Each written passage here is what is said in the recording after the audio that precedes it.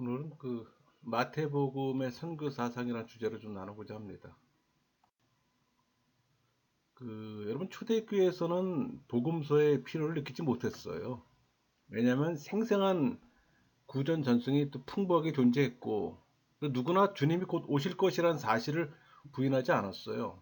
그런데 주님으로부터 직접 복음을 듣고 목격했던 1세대 기독교인들이 하나 둘 세상을 떠나갔지만 주님은 오시지 않았어요. 또 로마의 압제나 아무런 세상의 환경은 또 변함이 없고 또 이에 반발한 광신주의자들로 인해 공포와 또 소동이 일어나고 공동체의 존립이 위협받는 시기에 이 종말론적 기대와 함께 이단들이 일어나는 겁니다. 이를 바라보던 2세대 기독교인들 중에서 그런 변질을 또 묵과할 수 없었던 사람들이 우리 중에 이루어진 사실에 대한 기록의 필요성을 느꼈던 겁니다. 복음서는 설교자라면 꼭 가르쳐야 할 최소한의 것을 제공해 줬고 또 유대인들과 이방인들 질문에 대답해야 할 것들을 또 제시했어요. 마태는 상당 부분 마가의 기록을 이용해 기록했습니다. 마태는 예수님 사역을 봄에 있어서 예수님을 위대한 전달자, 즉 새로운 모세로서 심증에 확신하고 있었음을 확실해요. 그러나 그는 예수님을 모세보다 훨씬 넓고 훨씬 놀라운 범위의 어떤 전달자로 생각했었습니다. 그게 우리 마태복음 24장 14절 잘 표현되어 있어요. 이 천국 복음이 모든 민족에게 증언되기 위하여 온 세상에 전파되리니 그제야 끝이 오리라. 그럼 마태는 모세를 유대 나라의 어떤 실질적인 설립자로 생각하고 있는 자기 동족들의 어떤 전통에 깊이 또 몰두했어요. 그래서 산상수훈이 그 어느 복음서보다 체계화되어 나타나는 겁니다. 이런 맥락에서 마태복음은 또 구약에 있어서 구약에 연결돼 이스라엘의 어떤 선교적 임무를 또 재확인시켜 줍니다. 더 나아가 이스라엘에 위임된 하나님의 제사장 국가로서 또 열방 앞에 보여줘야 할 것을 또 산상수훈이 나타내는 거예요. 그리고 그리스도는 계속적으로 국경을 넘어서 그의 왕국도 선포합니다. 그러니까 이런 제자들도 국경을 넘을 준비가 되어 있기 위해 훈련을 받아야 했어요. 이 마태복음은 이상스럽게도 가장 유대적인 복음서이면서도 동시에 상당히 이방적인 어떤 편향성을 가진 친이방적 복음서 어떤 성격을 함께 가지고 있어요. 그러니까 예수님이 12제자를 파송하면서 우리 마태복음 10장 6절 오히려 이스라엘의 집에 잃어버린 양에게로 가라 이렇게 하는 명령에서 강한 어떤 유대적 민족주의 혹은 배타주의를 볼 수가 있어요. 또 한편으로는 이방 선교를 명령하는 우리 마태복음 28장에서 20절 말씀을 보면 세계주의의 어떤 요소를 함께 가지고 있는 걸 볼 수가 있어요. 그러나 이 양자의 긴장과 갈등이 오히려 예수님의 선교를 더 잘 설명해주고 있어요. 복음서들 중에서 마태복음이 가장 유대적이라고 하는 사실은 널리 인정된 사실입니다. 실제로 이런 주장을 옹호하는 몇 가지 특징들이 있어요. 그러니까 마태복음이 모세 오경의 패턴에 따라 오경적 구조를 가지고 있다는 겁니다. 그러니까 개종한 랍비며 또 기독교 율법주의자였던 마태가 그 당시 기독교회가 율법 폐기론자에 의해 위협당하고 있을 때 예수님의 기사와 강화를 모세 오경의 패턴에 따라 오부로 묶어서 제시함으로 또 대처하도록 했다는 겁니다. 또 하나는 구약 성경을 많이 인용하고 있다는 점이에요. 여기에는 독특한 어떤 공식적 인용 문구가 있는데 그 하나는 우리 마태복음 2장 17절 말씀처럼 이에 선지자 무엇을 통하여 말씀하신 바 그렇게 하는 거하고 또 하나는 우리 마태복음 1장 22절 이 모든 것이 된 것은 주께서 선지자로 하신 말씀을 이루려 하심이니 이렇게 하는 겁니다. 그러니까 이 같은 공식적인 인용 문구는 예수님이 구약에서 선포되었던 메시아라는 점과 또 예수님에 관한 모든 사건이 구약 예언의 완성이라는 점을 또 보여줘요. 또 이것은 유대인 독자를 염두에 둔 까닭이라고 또 생각하게 됩니다. 또 하나의 마태복음은 그 복음서 전반에 걸친 유대적 어조가 두드러진다는 겁니다. 무엇보다도 강조된 문제는 유대적 민족주의 또는 이 배타주의가 강하게 나타난다는 거예요. 우리가 앞에서 말했듯이 예수님이 12제자를 사도로 택한 후에 그들을 파송하시잖아요. 또 그들에게 마태복음 10장 5절 6절을 또 명령합니다. 예수께서 이 12를 내보내시며 명하여 이르시되 이방인의 길로도 가지 말고 사마리아인의 고을에도 들어가지 말고 오히려 이스라엘 집에 잃어버린 양에게로 가라. 더구나 예수님은 도움을 요청하는 가나안 여인을 향해서 우리 마태복음 15장 24절 나는 이스라엘 집에 잃어버린 양 외에는 다른 데로 보내심을 받지 아니하였노라 하시니 이렇게 말함으로써 이방인에 대한 도움을 단호하게 또 배격하고 있어요. 이렇게 보면 예수님과 제자들의 선교 활동은 오로지 이스라엘 백성들만을 위한 것처럼 생각됩니다. 더군다나 우리 마태복음 7장 6절 거룩한 것을 개에게 주지 말며 너희 진주를 돼지 앞에 던지지 말라 이렇게 하는 명령을 같은 맥락에서 볼 수가 있는 거예요. 그러니까 유대인들에게 있어서 개와 돼지가 흔히 이방인들을 위한 어떤 복음 전도를 금지하는 명령으로 해석돼요. 우리 마태복음 15장 24절 나는 이스라엘 집에 잃어버린 양 외에는 다른 데로 보내심을 받지 아니하였노라.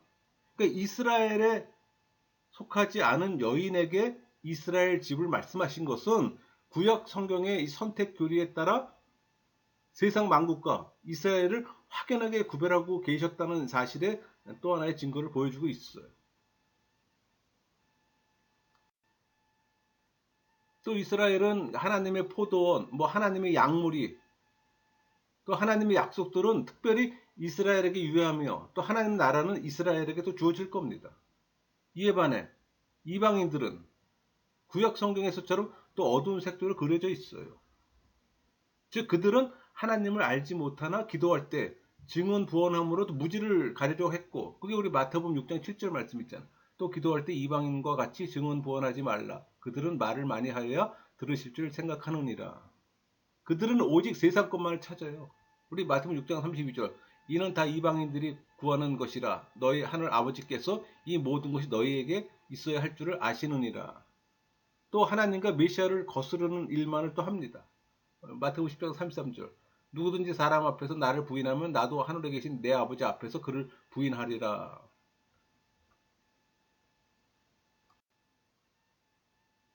우리 예수님께서 제자들에게 10장 5절 6절 이방인의 길로도 가지 말고 사마리아인의 고을에도 들어가지 말고 오히려 이스라엘 집에 잃어버린 양으로 가라 이렇게 말씀하시잖아요.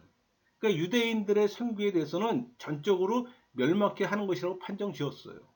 그게 우리 마태복음 23장 15절 화 있을진저 외식하는 서기관들과 바리새인들이여 너희는 교인 한 사람을 얻기 위하여 바다와 육지를 두루 다니다가 생기면 너희보다 배나 더 지옥 자식이 되게 하는도다.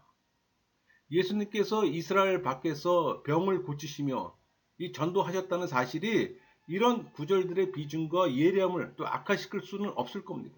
왜냐하면 그 어떤 경우에도 예수님 자신이 이방인에게 선교하기 위해 노력하신 적이 없기 때문에.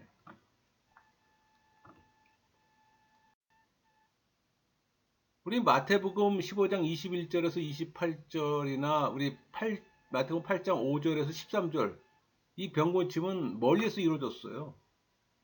그러나 유대 나라의 국경을 넘어선 것은 이방인에게로 나아가기 위해서라기보다 이전 유대인 지역 안에 살고 있는 유대인들을 위한 겁니다. 이런 일련의 사건들이 마태복음 안에서 보여지는 것은 또 어떤 이유일까요? 이 사건들을 마태의 시각이 예수님과 같이 민족주의나 배타주의 탓일까요? 그러나 이런 시도들은 오늘날은 거의 완전히 포기되었습니다. 이 모든 것을 예수님께서 자신의 계시의 역사적 맥락 안에 두시려는 하나의 어떤 표시로 인식된다는 거예요. 이 역사적 맥락 또한 하나님 나라가 이스라엘에 완전히 이루어지는 끝날에 이방인들도 구원에 참여하게 되면 또 암시해요. 그러니까 예수님께서는 이 구원의 때가 임박한 것으로 생각했으며 또 이 구원을 그 자신의 어떤 메시아적 사명과 관련시켰어요. 이것은 복음서에 명백하게 나타나며 특히 마태복음 안에 또 풍부하게 나타나고 있어요. 최후의 심판 때 이스라엘과 함께 세상 만국도 하나님 앞에 설 것이며 이방인들과 이스라엘은 함께 세상 만국도 또 하나님 앞에 설 겁니다. 또 이방인들과 이스라엘은 마찬가지로 구원을 받기도 하고 또 멸망을 받기도 할 겁니다. 우리 마태복음 25장 31절, 32절이네. 모든 민족은 그 앞에 모으고 각각 구분하기를 목자가 양과 염소를 구분하는 것 같이 하여. 33절. 양은 그 오른편에 염소는 그 왼편에 두리라. 끝날에 많은 이방인들이 하나님과 교제하게 될 것이며 이스라엘에 속했다는 사실 하나로 하나님의 심판을 모면할 수는 없어요. 그와 반대로 이스라엘과 만국 간의 차이는 없어질 겁니다. 또 이스라엘은 오히려 이방인보다 더 변명의 여지가 없는 입장이 될 겁니다.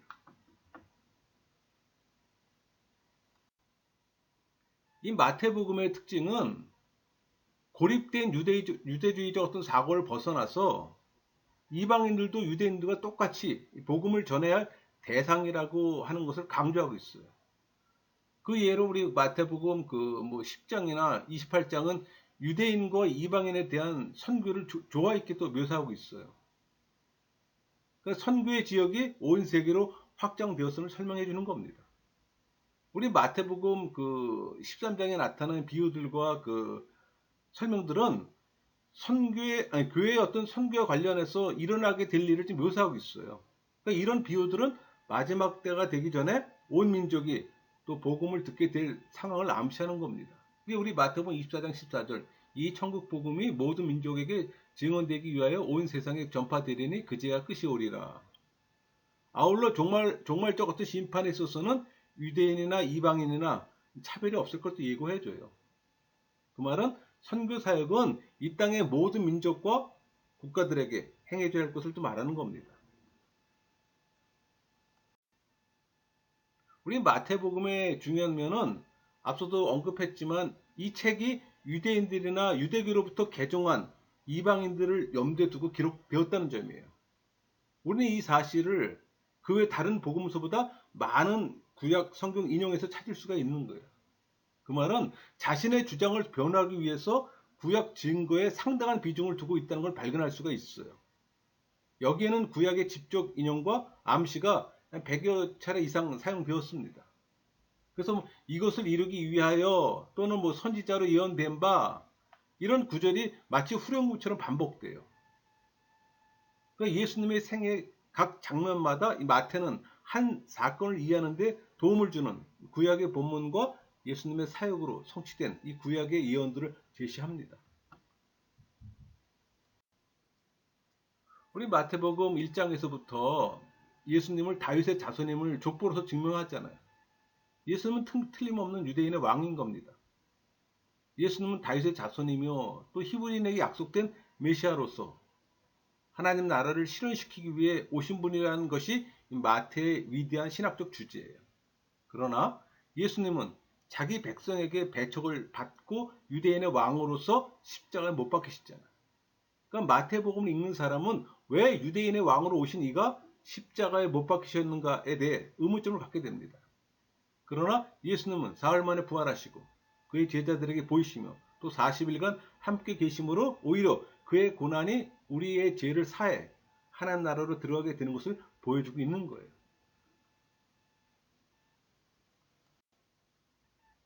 우리 마태복음 서두에 나타난 이 아브라함의 족보가 가지는 상징성은 뭘까요? 아브라함은 유대인과 이방인을 구분짓는 중요한 인물입니다.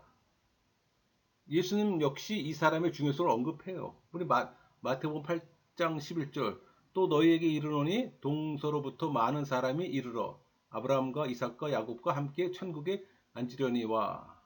이 말씀은 결국 아브라함이 복의 근원으로서 유대인의 시조가 되지만 또 그로 말미암아 땅의 모든 족속이 축복을 받을 것이라는 창세기 12장의 약속을 상기시키고 있는 겁니다. 이 때문에 이 마태복음의 기자는 아브라함을 언급함으로 예수님이 모든 이방인들의 소망임을 또 나타내고자 한 거예요. 그리고 의도적으로 언급된 4명의 여인 중 3명은 이방인이었잖아요.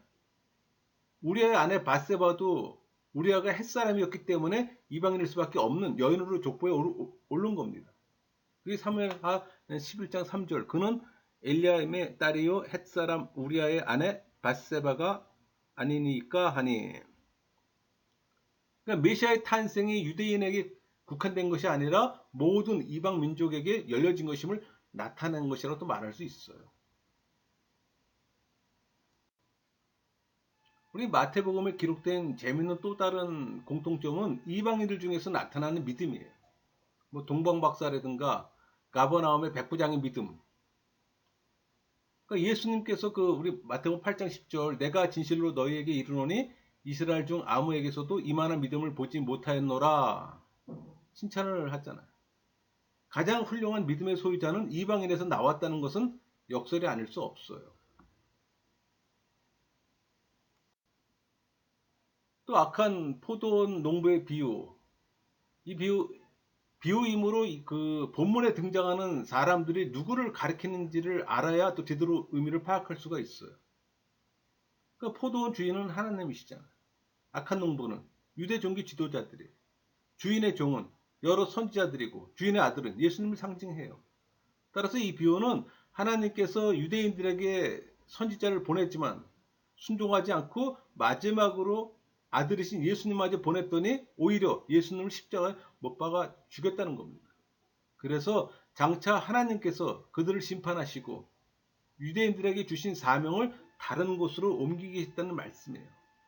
한마디로 하나님께서 계속해서 선지자를 보내서 말씀하셔도 듣질 않았어요. 그러니까 종말에 예수 그리스도를 보내셨는데 이마저 십자가에 못 박아 죽였기 때문에 하나님께서 그들을 심판하시고 그들에게 준 사명을 이방인에게 넘겨주시겠다는 겁니다. 따라서 유대 종교 지도자들은 이 비유가 자신들에게 하신 말씀인 줄 알고 즉시 예수님을 잡으려고 했던 겁니다. 그러니까 하나님의 은혜의 주체가 이스라엘에서 이방인으로 옮겨가는 것을 보여주는 비유라고 할 수 있는 것만은 틀림이 없어요.